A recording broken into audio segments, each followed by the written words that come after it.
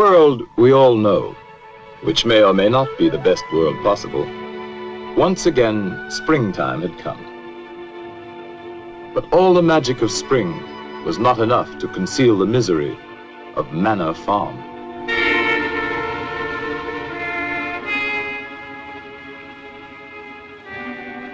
Once thriving and fruitful, the farm and its owner, Mr. Jones, had fallen on evil days. Beset by problems of his own making, Mr. Jones had turned to drink. And for his misery, he had found poor company.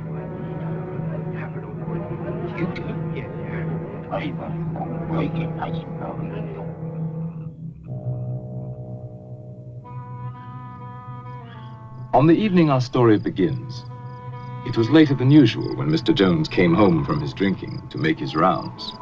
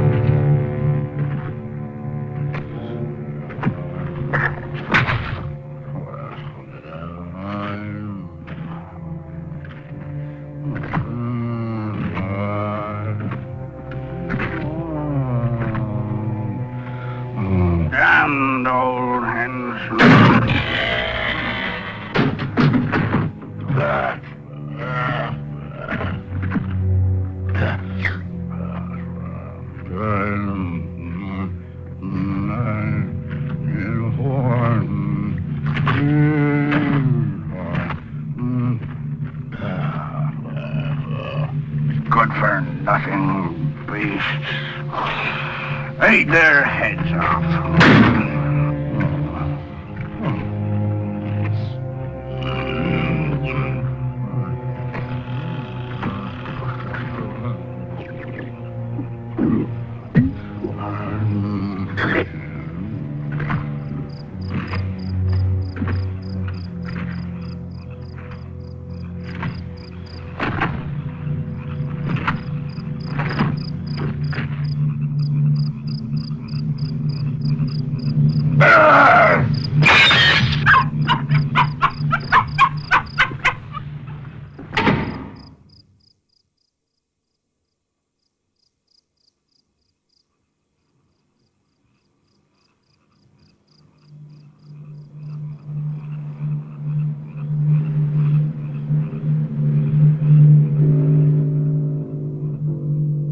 On this night, all the animals had agreed that as soon as Mr. Jones was in bed, they would gather in the main barn for a secret meeting called by Old Major, the prize boar hog, who because of his years was regarded as by far the wisest of the animals.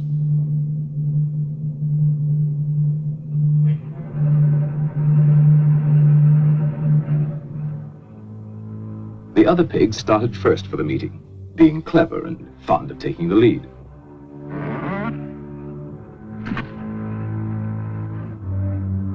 They were followed by Boxer, largest and strongest of the horses, and his devoted friend, Benjamin, the donkey. All the other animals, great and small, were anxious to get there, for such a meeting had never been held before.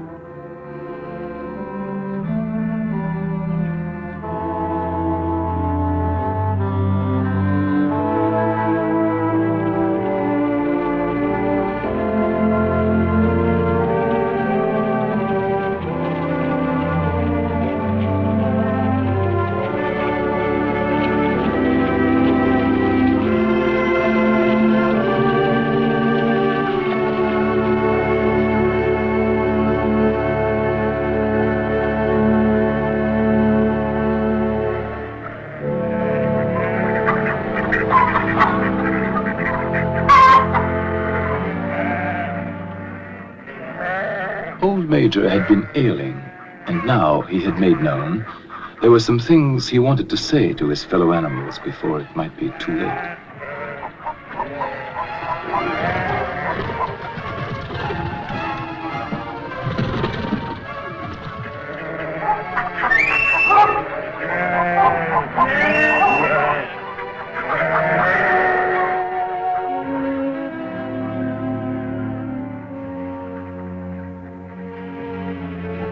It took a while for all to find their seats. The pigs had taken up the best positions immediately in front of the platform. Among them, Snowball, determined to get a good view.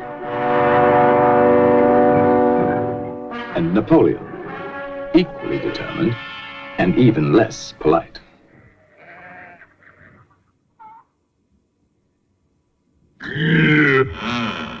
What was that?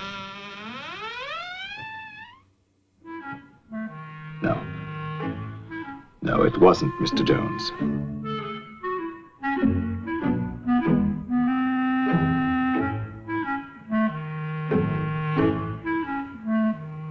And at last, everyone could be settled to hear Old Major.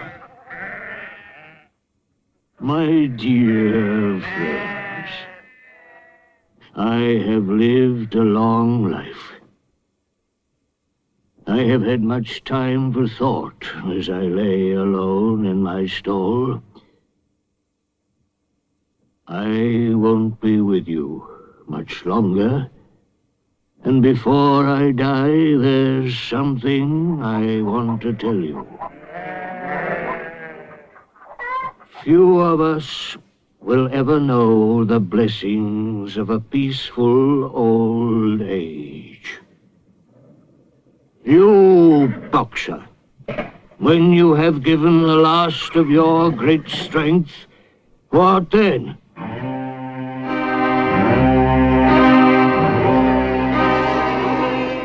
Whatever we produce is taken from us, stolen from us, and sold. Our children are born to cold and hunger. Look at them while you can. You porkers, do you know what the future holds for you?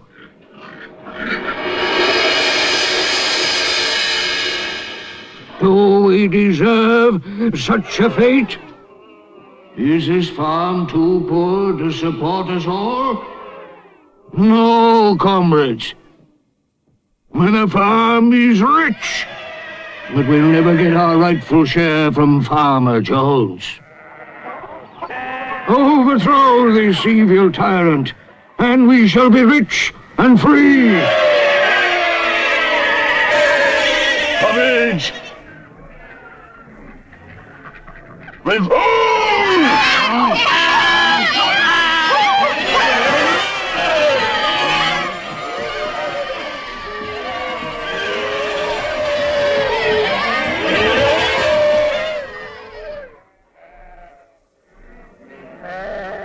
But remember, when you have got rid of Jones, don't adopt his vices.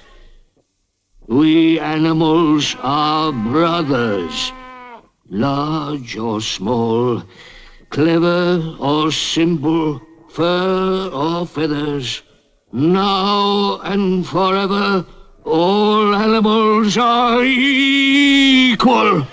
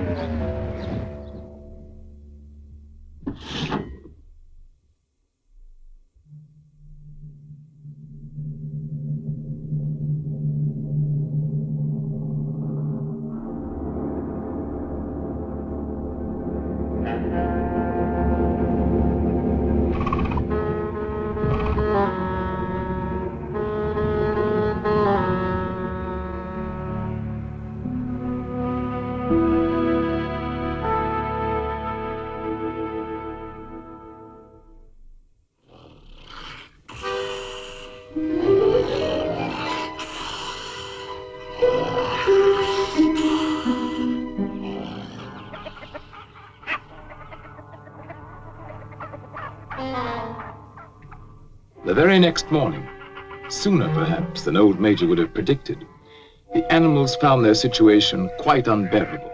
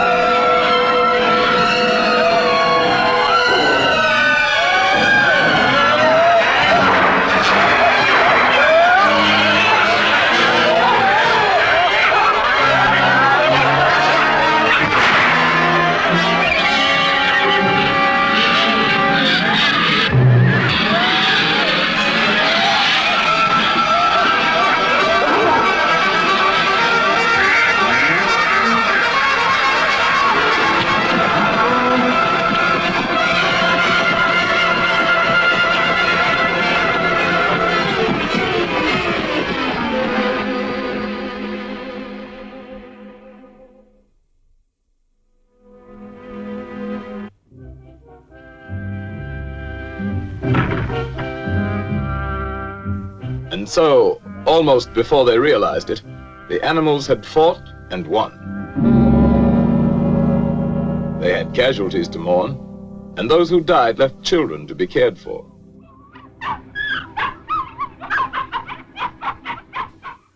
But Manor Farm was theirs, and they lost no time in destroying everything that reminded them of hateful Mr. Jones.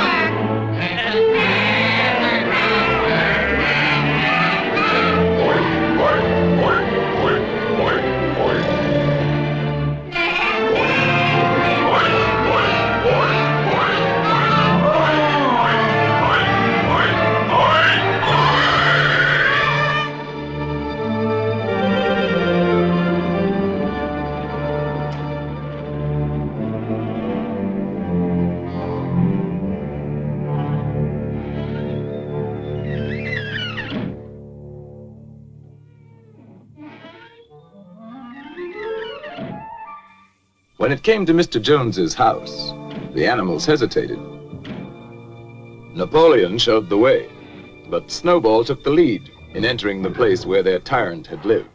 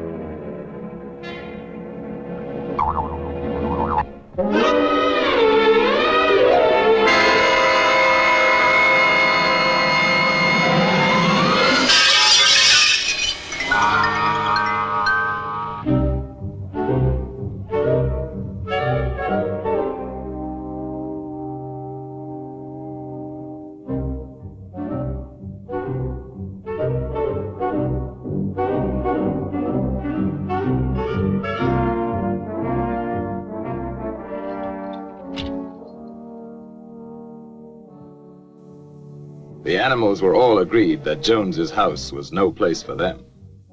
All, that is, except Napoleon.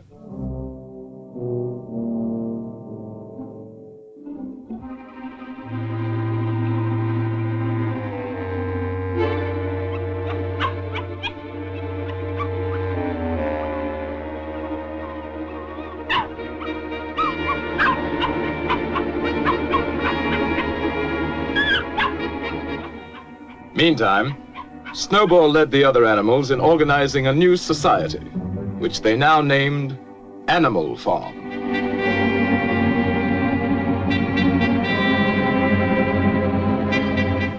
So that all might see and agree, the laws of Animal Farm were inscribed in a prominent place, to be remembered and obeyed forever. No animal shall sleep in a bed. No animal shall drink alcohol. 4 legs good, 2 legs bad. Wings count as legs.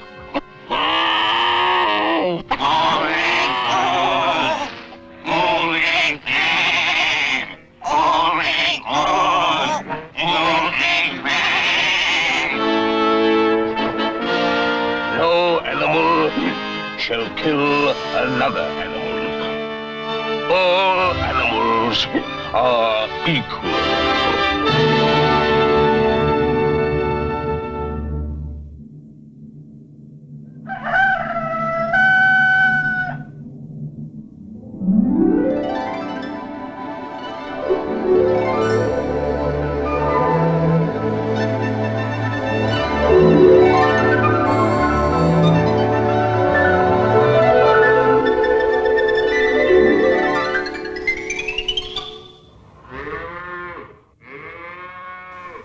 Tending farm by themselves posed problems for the animals, but the pigs could think of a way around every difficulty.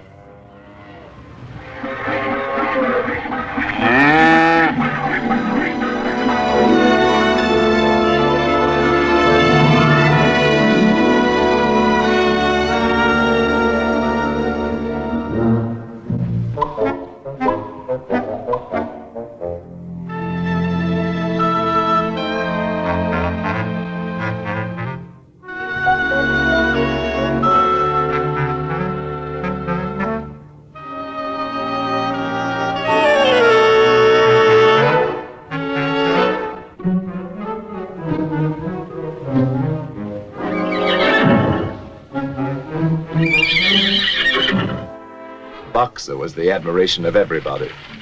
He had been a hard worker in Jones's time, but now he seemed more like 3 horses in one.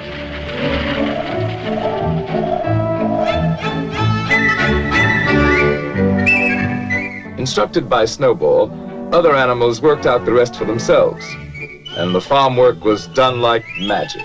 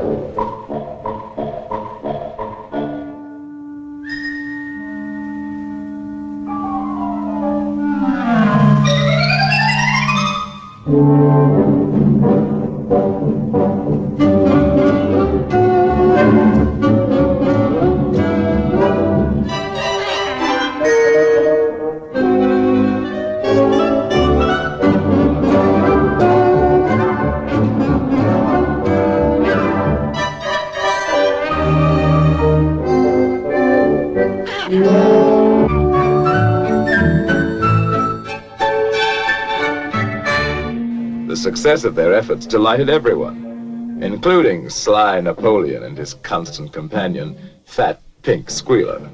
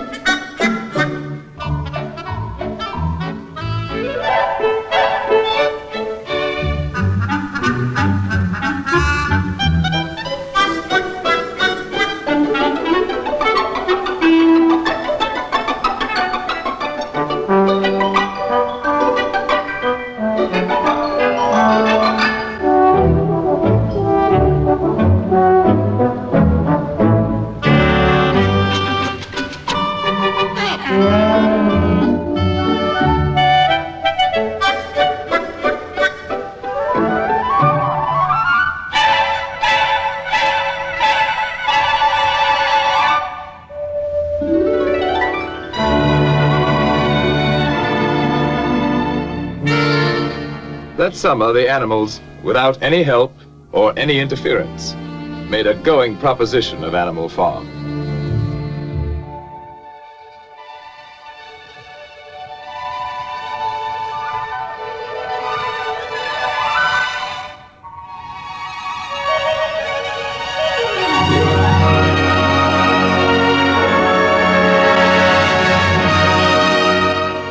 The fields yielded richly, and they were cut and gleaned with diligence and devotion.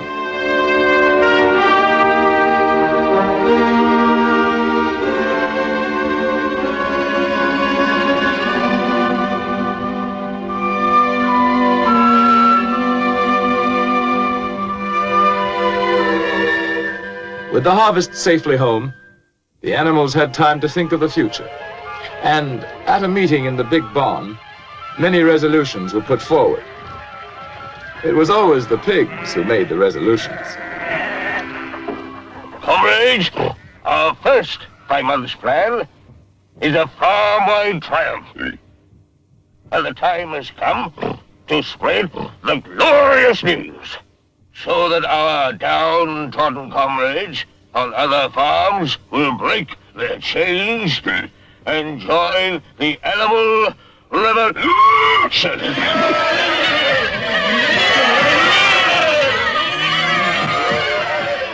Go! Tell the wonders of Animal Farm to the world!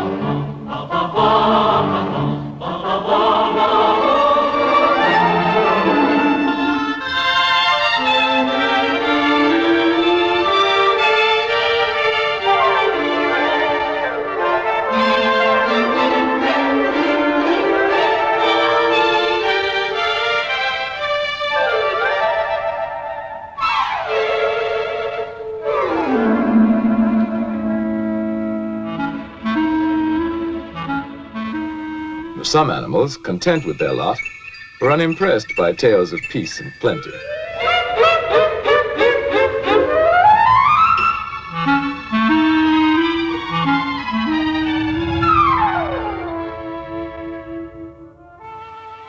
Others, happy in their own surroundings, were alarmed at the thought of any change.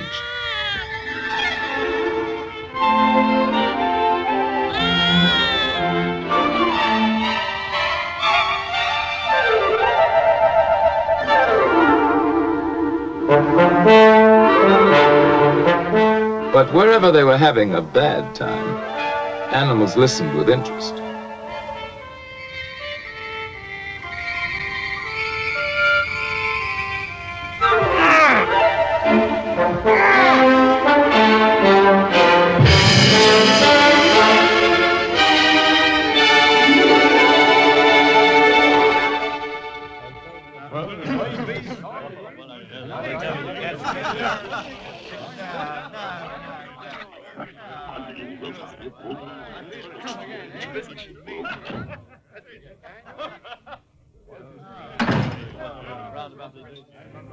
In certain quarters, the rebellious behavior of a lot of dumb animals caused indignation and much conversation. But nothing was done about it, for the drunken Mr. Jones and his cronies did not know what to do. Snowball felt that education was the animals' next necessity. Some of the animals were brighter than others, of course. B! C! D!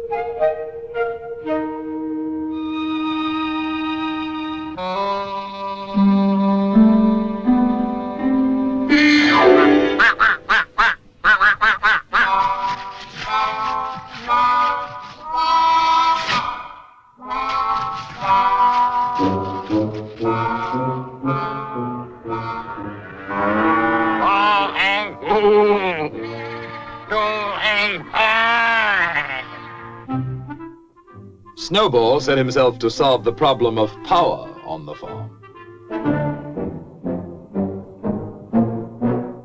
And so did Napoleon.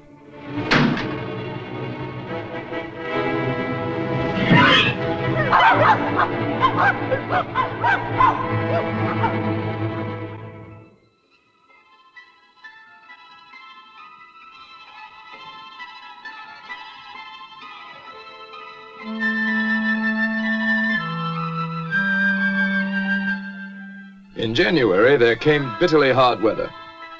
Inexperienced management brought shortages to Animal Farm. But Snowball continued his thinking for the future. And in such thoughts, he was not alone.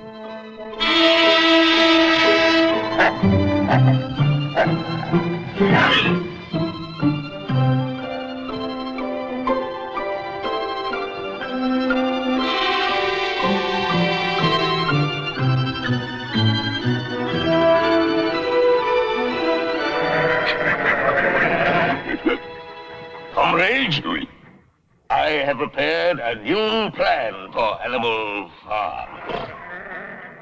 Here it is. All it needs is your vote.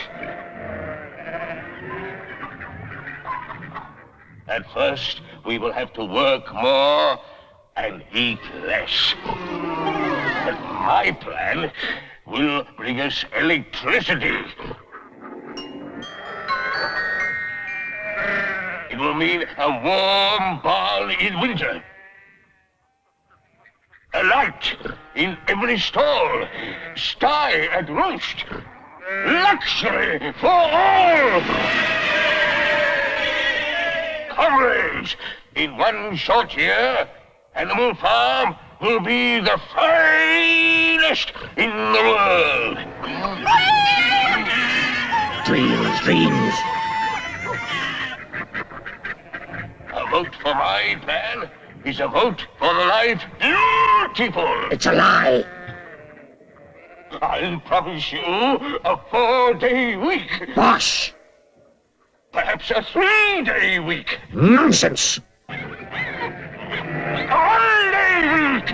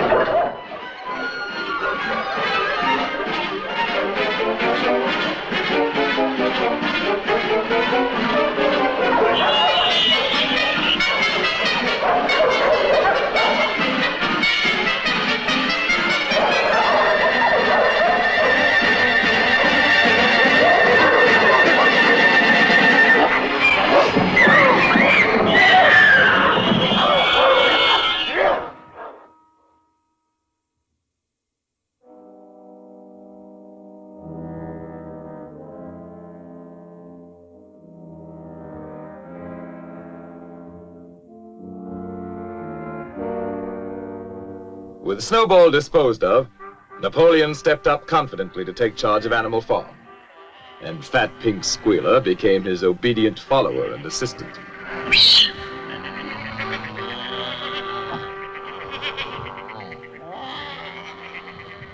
Comrades, Snowball is a traitor. What was he really planning? To bring back Jones. Now, let's have no more of these useless meetings. Eh? From now on, I'll protect your interests. And I'll make your decisions.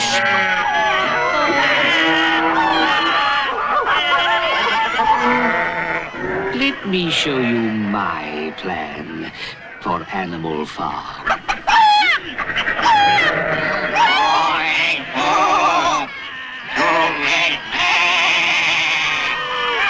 Hooray! For Napoleon! And so the windmill was started after all.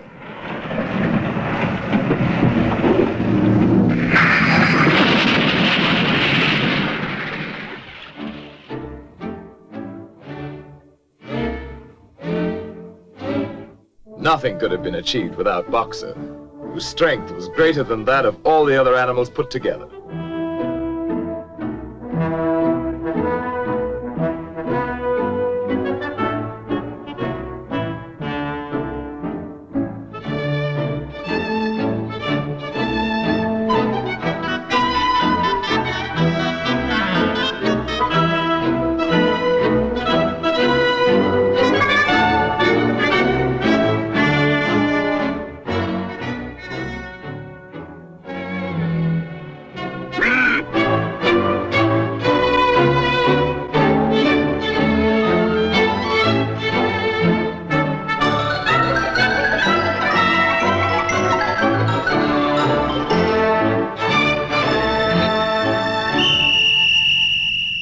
superintended by the pigs, all the animals worked long shifts which lasted from dawn till dusk.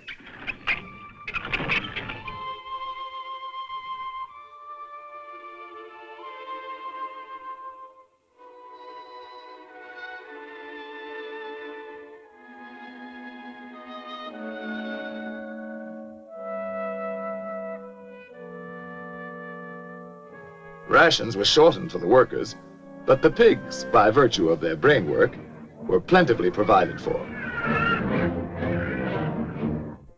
But the greatest inspiration came from Boxer, who, with his friend Benjamin, worked early and late, in season and out.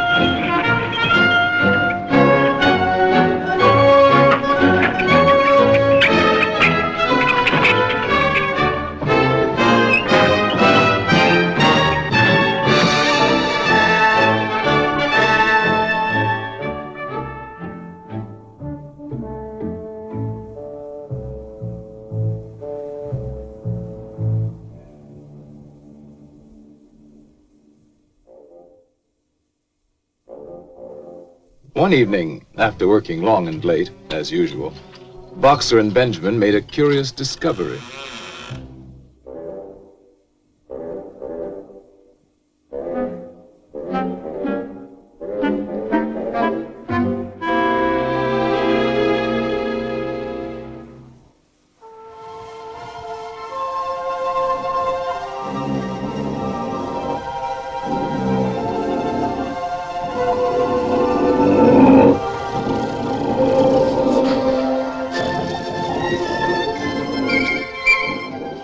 Word of what now went on at night in Jones's house spread quickly through Animal Farm.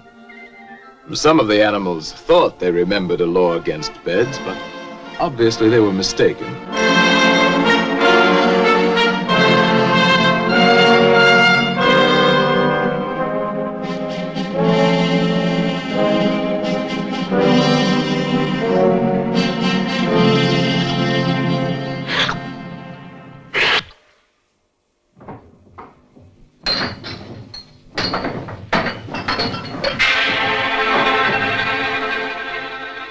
And now, other changes in the laws of Animal Farm were in store.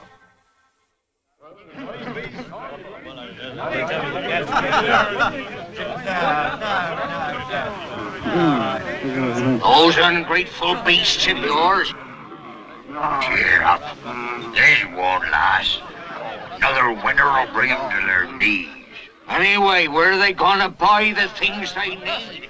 In Mr. Jones's circle, the subject of shortages at Animal Farm was a popular one, and a sharp trader named Whimper was just the sort to do something about it.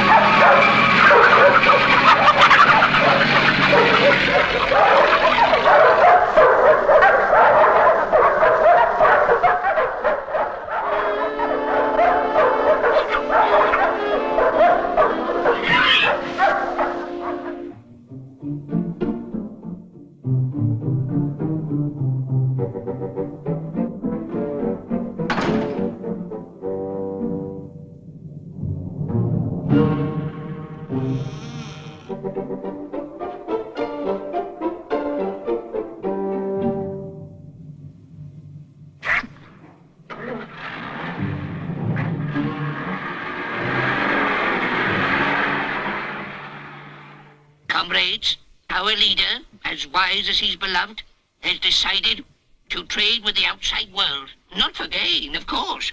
That would be unworthy of our noble principles. You, hens, are to have the honor of making the first contribution. All your eggs.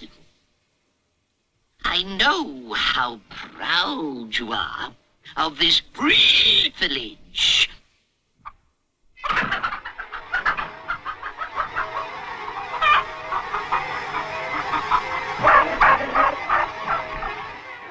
The chickens seem to remember old Major saying that their eggs should never be taken from them.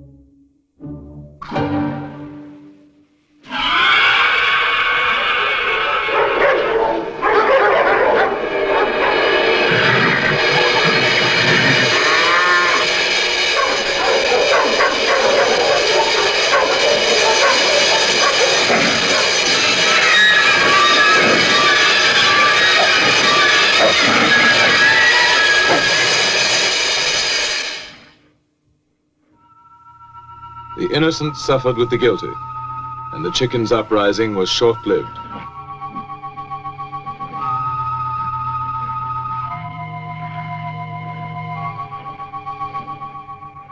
Comrades, I have made a terrible discovery. There are traitors among us. Yes, comrades. In league with Jones and Snowball. To destroy Animal Farm.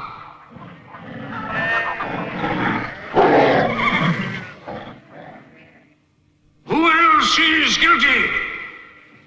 Stand up and confess!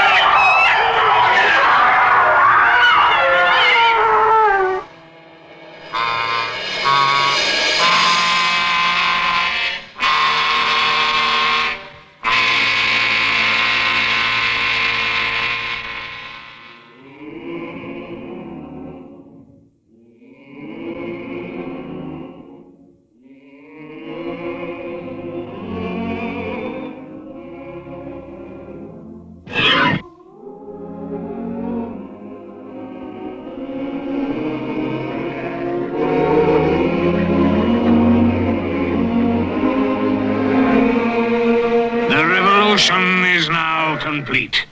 We have no more use for that song. Singing it is now forbidden, under penalty of death.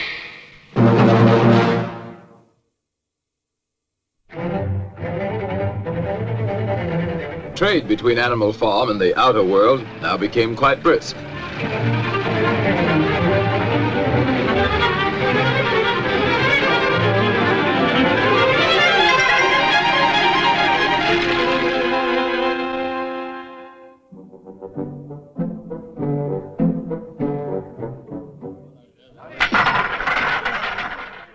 As might be expected, Mr. Whymper's profits inspired others to seek their share, or at least give vent to their jealousy. Animal Farm seems to be making money. For Whymper.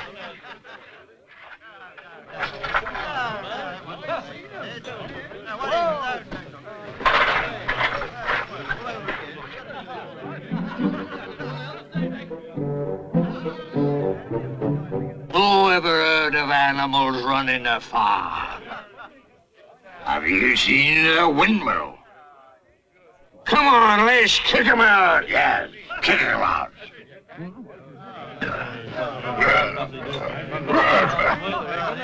The original owner was not invited to join this movement.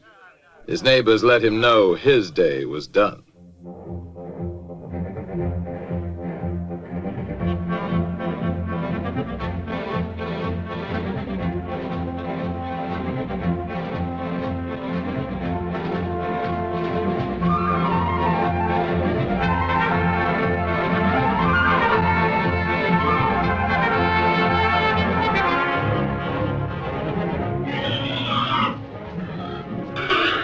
Comrades, the enemy has mobilized all his forces against us.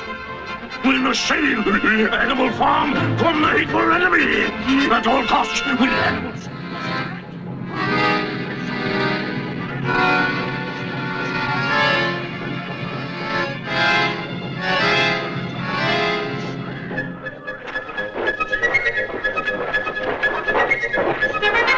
Now is the time to fight, to die for Animal Farm. Let us show them all that Animal Farm is strong.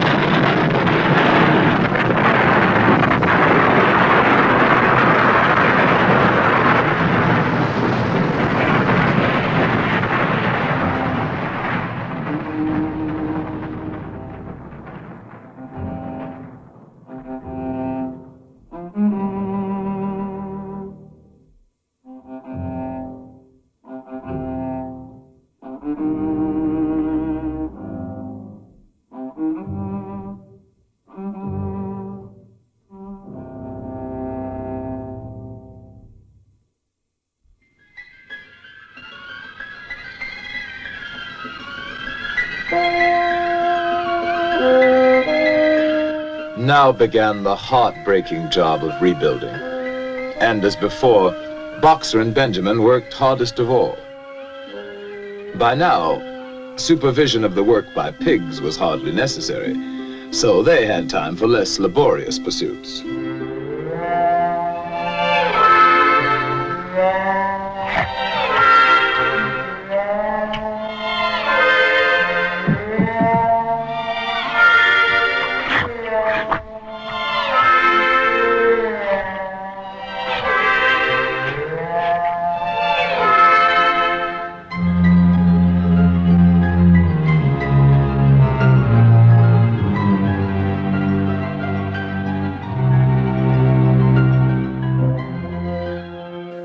Long after the other animals left the job, Boxer and Benjamin worked on and on, giving their all, year in, year out.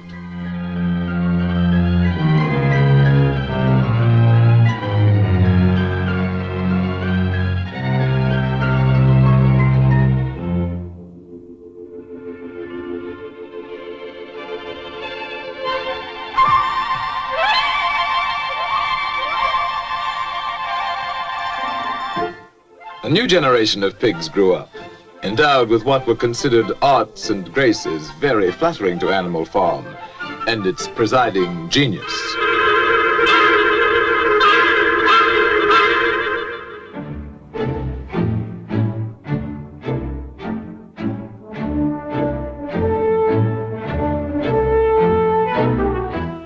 But still the windmill was not finished, and Boxer's injured foot got worse instead of better.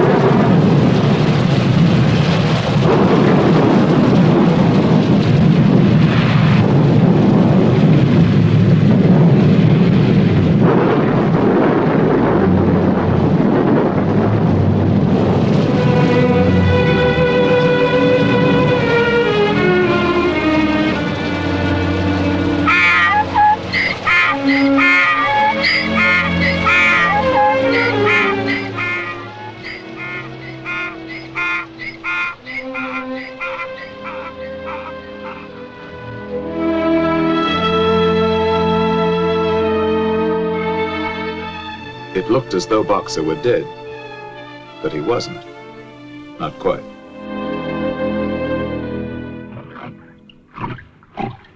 Boxer's hurt badly. He'll never work again. What do we do? While Napoleon and Squealer made plans for Boxer, Benjamin predicted he could look forward to a well-earned rest and retirement.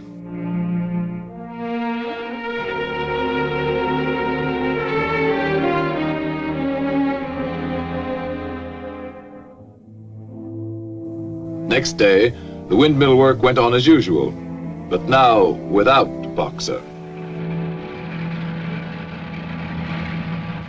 And during the morning, what appeared to be an ambulance arrived. Only Benjamin suspected it wasn't an ambulance.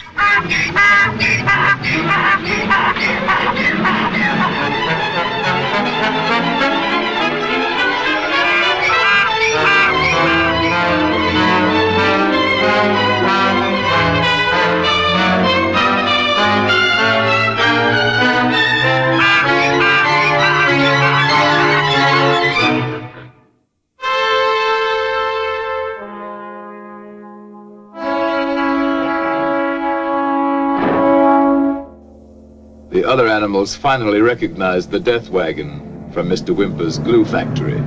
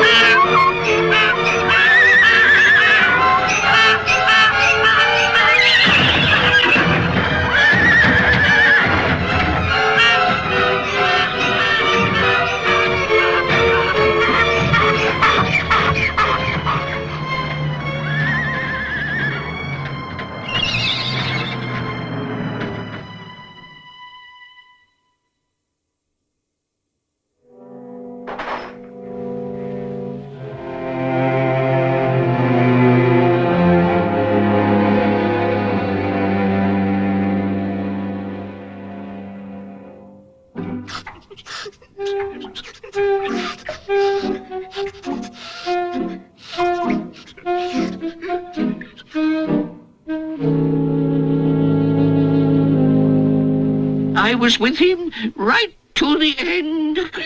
His last words were, "Forward, comrades! Long live Napoleon!"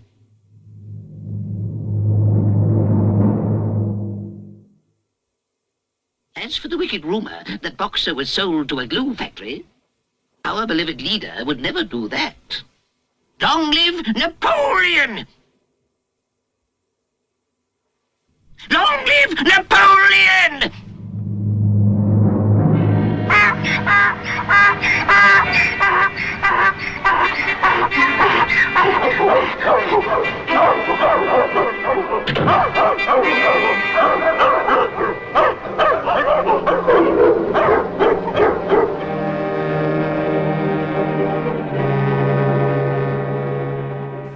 And that night, the pigs drank to Boxer's memory in the whiskey they had bought with Boxer's life.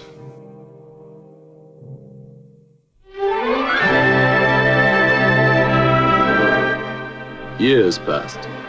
The seasons came and went. The short animal lives fled by. The completed windmill stood as a monument to its builder's faith and sacrifice. But the animal's revolution was only dimly remembered. Outwardly, Animal Farm appeared prosperous, but the animals themselves were no better off, with the exception of the pigs and their supreme leader, Napoleon.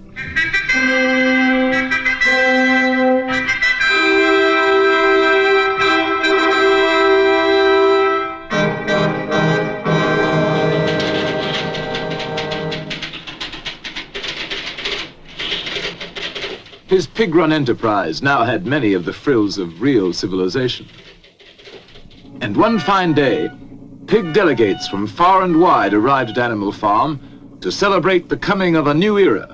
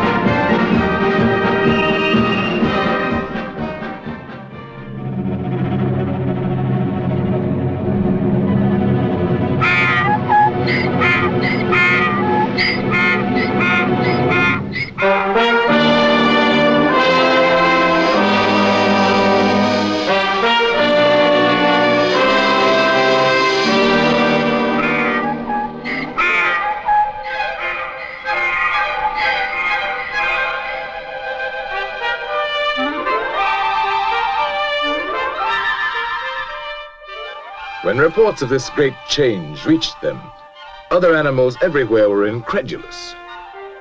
Dismayed and indignant, they headed toward Animal Farm from all directions, instinctively uniting once again in common cause.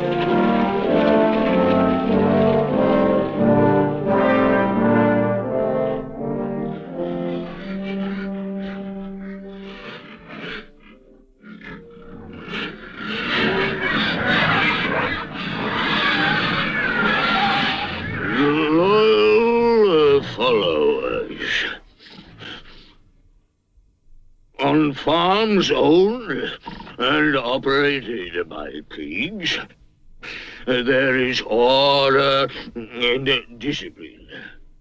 Our lower animals do more work and eat less than on other farms. This will encourage you to make your lower animals work even harder and eat even less.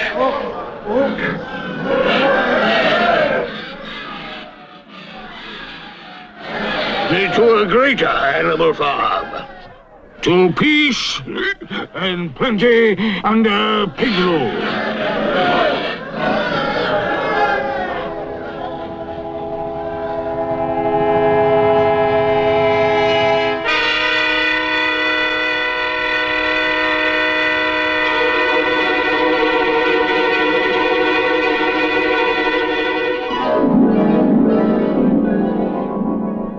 to the day when pigs own and operate farms everywhere.